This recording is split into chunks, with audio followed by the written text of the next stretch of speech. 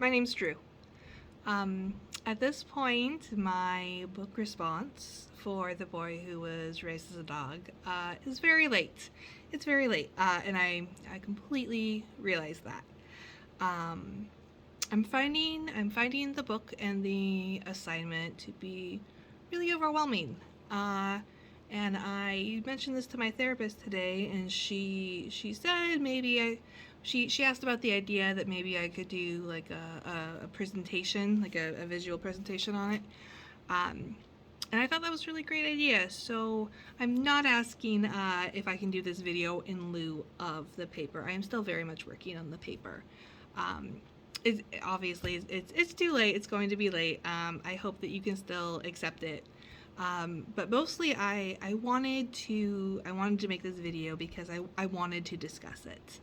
Um, even if even if this ends up being all that I can do for it, it means a lot to me. So I wanted to at least have the opportunity to discuss it. Um, Obviously, the book is um, really difficult subject matter, right? Reading, case study, chapter after chapter about, some of the worst child abuse possible. It's really overwhelming, and it's a really difficult subject. Um, However, that's not the main reason why I'm struggling so much with this assignment. Um, I am struggling so much with the assignment for two reasons, mainly. One, everything that the book talks about, this is my passion. This is my reason for going to school. This is my reason for being. Neuroscience, brain development, trauma, and youth and kids. It's literally my everything. And that alone kind of was a lot. To put all my thoughts and feelings about this passion that I'm striving for should be easy, right? Like it should be easy, but it's not. Um, so that's definitely one concern, and then the other thing, and this is what the bulk of my paper is about, is that outside of the trauma and the abuse these children have experienced, and the resiliency of treatment and children. I think the thing that disturbs me the most out of the entire book is actually not the child abuse or neglect. People who abuse and neglect children, like most things in life, I see as they're not evil. They are sick themselves. They are sick. They are acting in a way that is maladaptive for whatever they've experienced. That circle of abuse continues.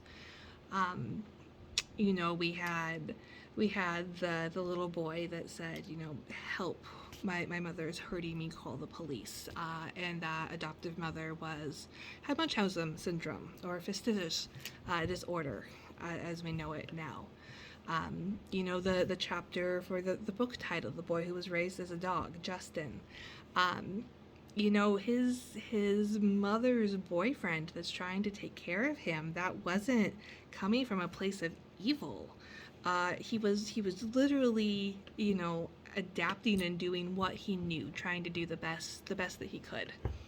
What upsets me the most, and this is something I work with and in every day, and is to the point where it's overwhelming, is the systematic breakdown of what happened to these children. The fact that Justin went to doctors for 5-6 years, and had all these tests and all of these disorders attached to him, and it was failure to thrive, and you're telling me that not once out of those 6 years that Justin was going to the doctors, nobody knew he was sleeping in a cage? How does that happen? How does that happen? A simple question like, What's Justin's bedtime like? What's his bed like? How is he sleeping? What is his sleeping arrangements? Anything like that would have shown, right? Um, but it didn't. It didn't. The first chapter that he's talking about working with that little girl, that had all these labels, right? She's a small child that we know at this point has experienced horrific traumatizing abuse. And his first supervisor is labeling her as, treatment resistant, as being obstinate, as this being an attitude problem. How does somebody do that? How does somebody look at a traumatized, abused child and label them as treatment resistant? How does somebody not think about, the 3 buses, the 15 buses somebody has to take to get to the clinic to take their child? How did we go so long without recognizing that basic necessities like food, water, shelter, transportation needs to be met before any sort of psychological work or healing can be done? That's mind-boggling, and I think should be criminal. You're gonna sit there and tell me that 35, 40 years ago we didn't know? I mean, when did Maslow put out his hierarchy of needs? Early 1900s. Freud and all of the terrible things that he did, was looked at these women in these institutions, and his big breakthrough was like, hey, if you rape women as children, that does something to them as adults. This A plus B equals C. People are gonna say that we didn't know better as a people, as a community.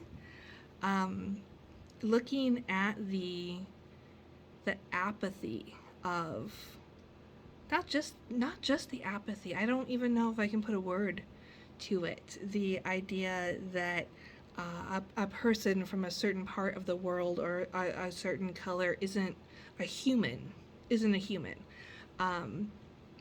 People say, well, things were different back then. We didn't know. Yes, we did. Yes, you do. You knew that these were people, and you knew that you were hurting them. Whether you think that's wrong or okay to get away with, whether it's acceptable in society, that might change. But raping women because they're beneath a standard, that's wrong. Hurting people is wrong. With the exception of maybe a few medical conditions, empathy is real, compassion is real, and it's taught in all of the major religions, right? Hurting people is wrong. But they do. People did, and they do, and they continue to get away with it. To look at a child and label them as being a challenge to authority, as being resistant, it should be criminal. It should absolutely be criminal, what they did and what they continue to do. Being a social worker for the past few years and now being in mental health, the attitudes and the biases that we still see, that I still see on a daily basis, this systematic breakdown, it's inexcusable. This book and its constant showing of this systematic apathy and breakdown reminded very, very much of the documentary The Murder of Gabriel Fernandez.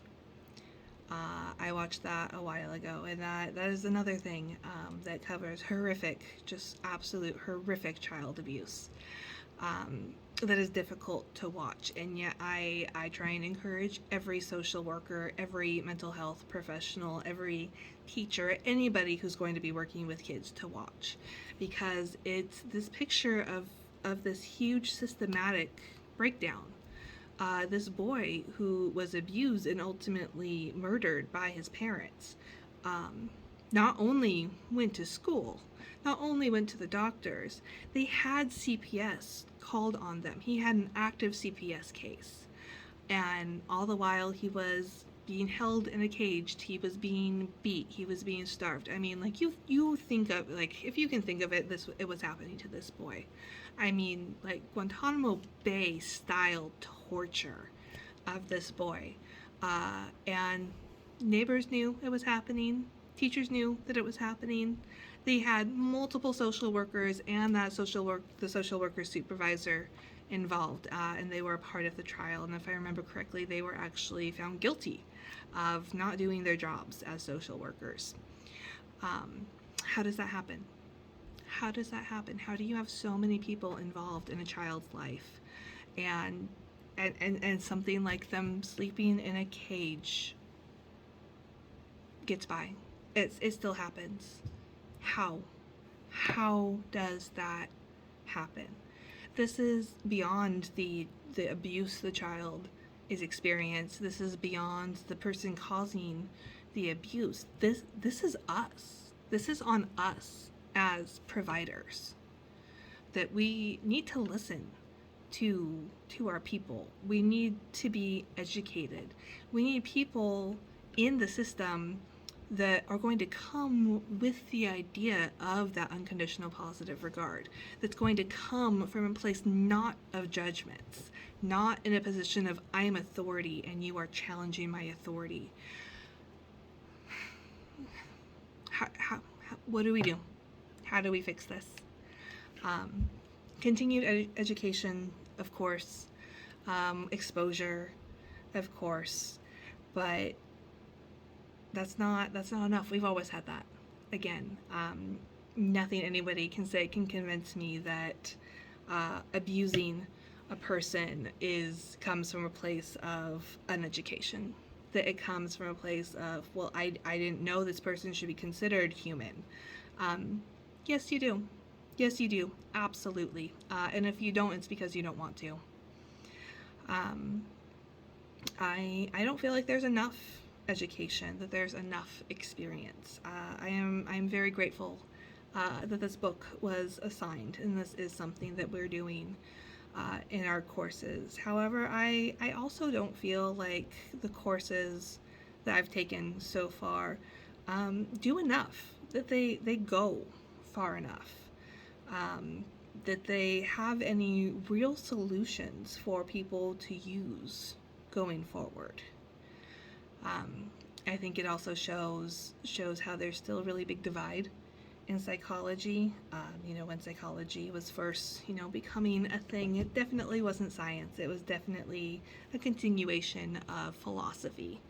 And now we have more of a medical model, which is personally what I try and go towards.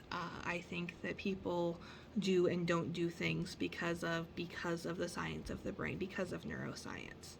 That when we don't get enough physical touch and we don't get enough of that oxytocin, that, like that other child, that his name escapes me, but the one whose babysitter didn't babysit him, so he was left alone for multiple long hours at a time, and how just the simple act, not simple, not easy act of bringing touch back into his life,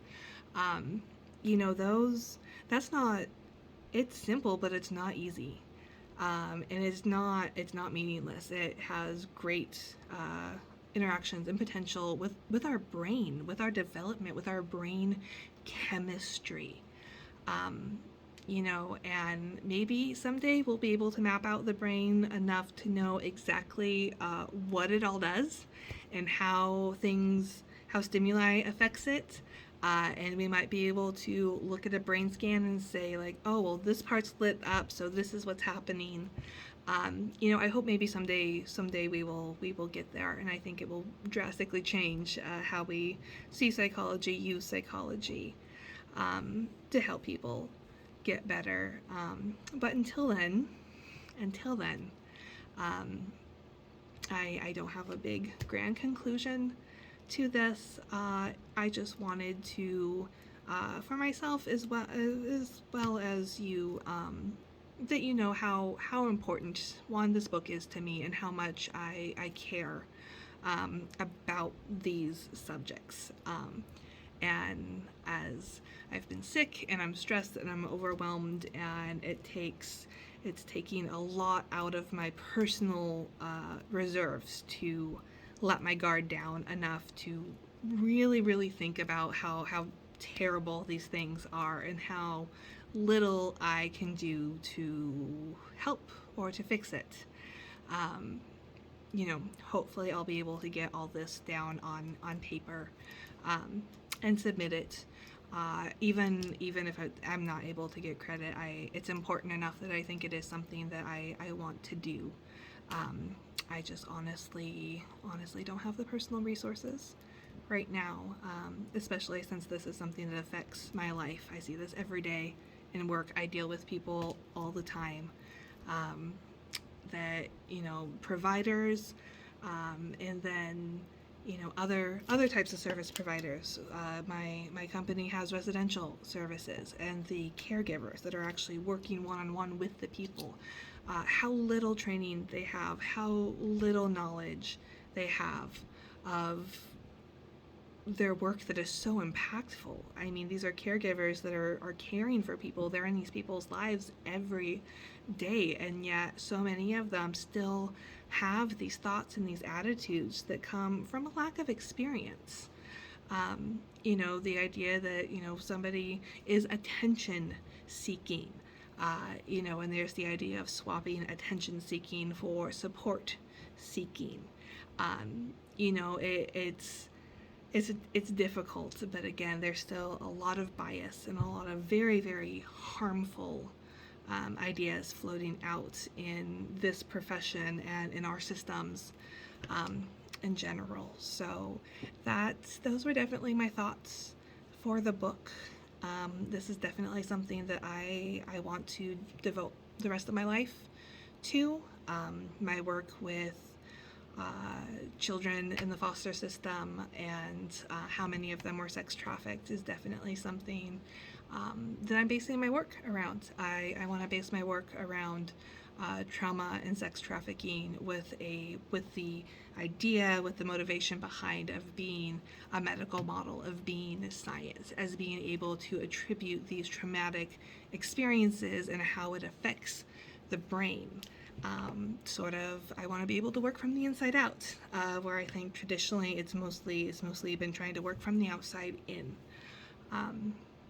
Yeah, that is it. I hope you find time to watch this or listen to this. But even if you don't, I still think it was worth saying. So thank you.